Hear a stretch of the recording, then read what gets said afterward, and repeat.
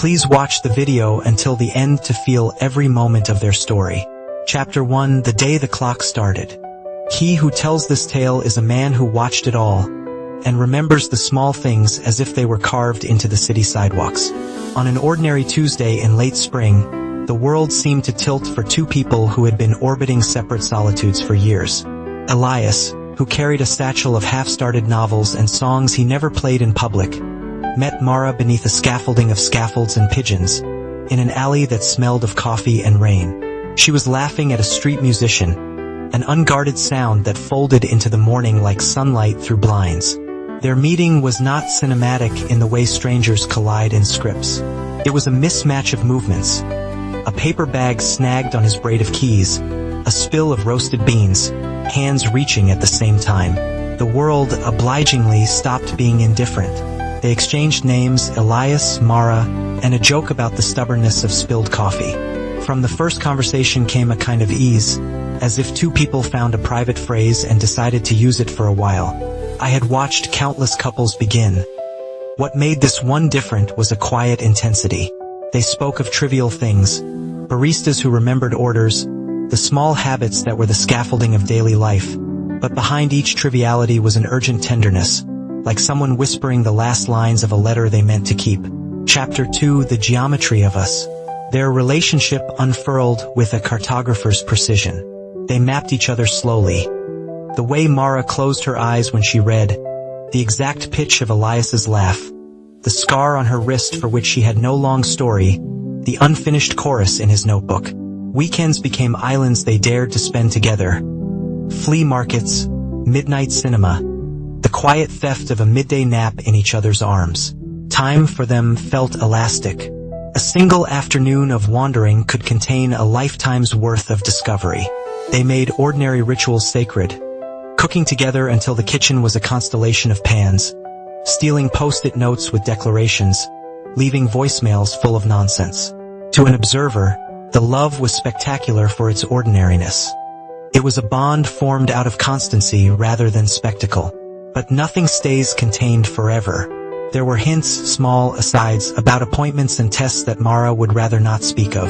Elias noticed the way she would study a calendar as if it were a foreign language, and the way she sometimes paused in the middle of sentences, distracted by something inside her she refused to name. He feared asking, but the knowing in his chest was louder than his fear. People who love each other carry each other's questions like stones, heavy and warm. Chapter 3: The Name of the Clock. When Mara finally told him the truth, she did so with the same soft candor with which she asked for his hand in line at the bakery. There was a phrase that made both of them smaller and larger at once. A prognosis, a limit measured in months. The clock was not literal. There were no ticking gears audible in the night, but there was, instead, an indifferent calendar that told them their time together might be briefer than they had imagined. This revelation could have been ruinous. It could have turned them inward, selfishly sheltering against the inevitable. Instead, they reacted with a kind of furious generosity. Where others might have hoarded hope or retreated, they decided to spend. They chose to live as if every loose second were a coin to be spent on meaning. The narrator, who is a man who kept watching, thought of how many small deaths we face before the big ones. The death of plans, of illusions, of the private future one imagines with another. Elias and Mara refused to mourn the future they had not yet owned. They redecorated their days with intention. Letters were written and read. Confessions kept for rainy nights were spoken aloud. They made promises that were not about longevity but about presence. "I will listen when you are afraid," Elias said, and meant it like a vow. Chapter 4: Reckonings. There were confrontations with ordinary cruelties. Friends suggested strategies that sounded more like bargaining than living. Some offered platitudes that fell like cold rain on a rooftop. The system of medicine proposed timetables and protocols. The world insisted on bureaucracy while the heart wanted a compass. Elias found himself caught between fury and tenderness. Furious at the unfairness of the numbers, tender toward Mara as if she were glass that needed only the gentlest hands. At nights they argued like people who love the truth more than they love comfort.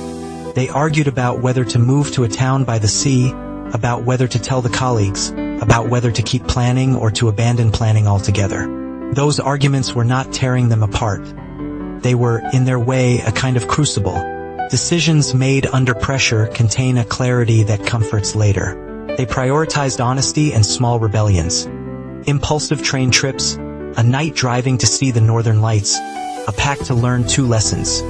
How to live with beauty and how to open their hands when it was time to let go. I saw Elias learn to be present in ways he had never known. More like a patient who had been taught to notice the shifting colors of the sky than like a man who had been given a second chance.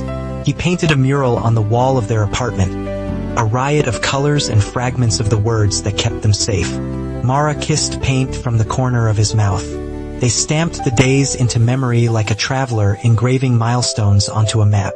Chapter 5: The Weather of Goodbye. I will not pretend that their story avoided grief. There were seasons of heavy weather, hospital rooms, sterile faces, a landscape of waiting chairs. Yet even in that, there was tenderness that made small miracles appear. A hand that always found the other. A song hummed into the night like a bridge. The part that haunts me is not the end itself but the way they threaded meaning into every final morning. Mara taught Elias how to tether memory to sensation. She told him to remember smells rather than dates, to hold onto the weight of her shoulder, the cadence of her laugh. He learned to measure their life not in years but in chapters and moments, and in that measurement they had abundance. When the final day came, and it did as all days do, there was sorrow, of course, a sorrow enormous enough to reshape a man's bones. But there was also a great illumination.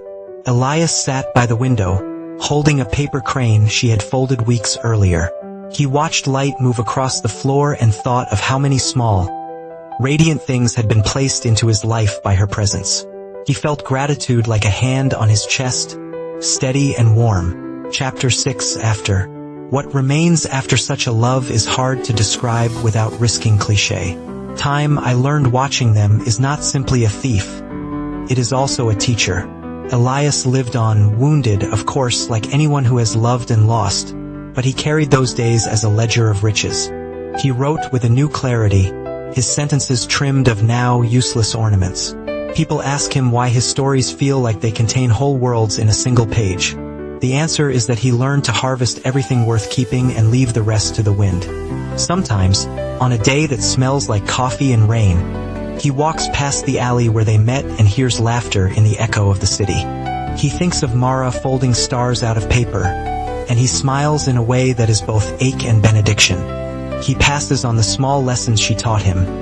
The absurd joy of spontaneous trips, the sanctity of ordinary rituals, the courage to sit with someone in their most human hours. He tells this tale not to immortalize pain but to catalog the way love can expand the smallness of time into something vast. The story is not about avoiding death. It is about learning how to live within its shadow so that the light takes on new dimensions.